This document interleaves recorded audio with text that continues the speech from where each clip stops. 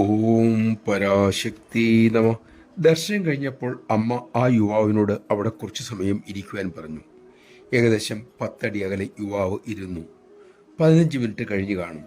ആ യുവാവ് അമ്മയുടെ നേർക്ക് ഒച്ച വയ്ക്കാനും പരുഷമായ വാക്കുകൾ പറയാനും തുടങ്ങി. ഭക്തന്മാരും അമ്മയുടെ അടുത്ത് നിൽക്കുന്ന മക്കളും അയാളെ സ്റ്റേജിൽ നിന്നും പിടിച്ചു മാറ്റാൻ തുനിയവേ അമ്മ അരുളി, ആ മോൻ അവിടെ ഇരിക്കട്ടെ. കുറച്ചു കഴിഞ്ഞ് യുവാവ് ശാന്തനായി.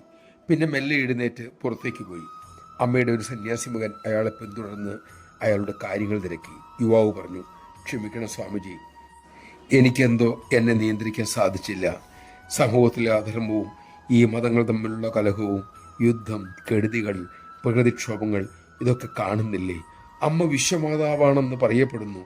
അമ്മ എന്തുകൊണ്ട് ഇക്കാര്യത്തിൽ ഇടപെടുന്നില്ല? അമ്മയോടല്ലാതെ മറ്റാരോടാണ് ഞാൻ ഇതെല്ലാം പ്രകടിപ്പിക്കുക?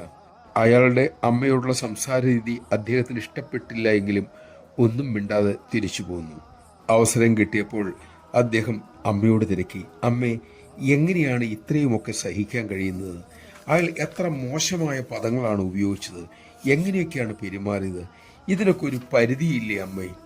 അമ്മ ആ മകനെ ഉറ്റുനോക്കിക്കൊണ്ട് തിരക്കി, നീ ആരാണ് ആ മകനെക്കുറിച്ച് വിധി പറയാൻ? നീയും ഇങ്ങനെയൊക്കെ തന്നെയല്ലേ എന്നോട് സംസാരിച്ചിരുന്നത്? താൻ ആശ്രമത്തിൽ വന്ന ആദ്യകാലങ്ങളിൽ അമ്മയോട് തർക്കിച്ചിരുന്നതും അതെല്ലാം അമ്മ അന്ന് ക്ഷമയോടെ കേട്ടിരുന്നതും പിന്നെ പടിപടിയായി തൻ്റെ മനസ്സിനെ നിവർത്തിയെടുത്തതും അദ്ദേഹം ഓർമ്മിച്ചുപോയി. കുറേ ദിവസം കഴിഞ്ഞ് ആ യുവാവ് ദർശനത്തിന് വീണ്ടും വന്നു. അന്ന് അയാൾ വളരെ ശാന്തനായിരുന്നു.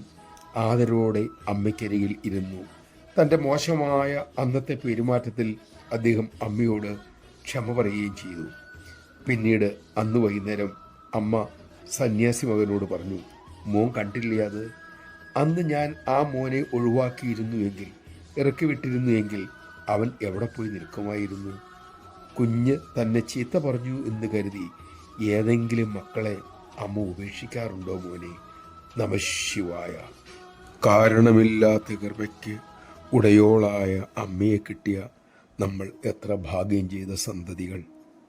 ആ വില തിരിച്ചറിയാൻ നമുക്ക് സാധിക്കട്ടെ.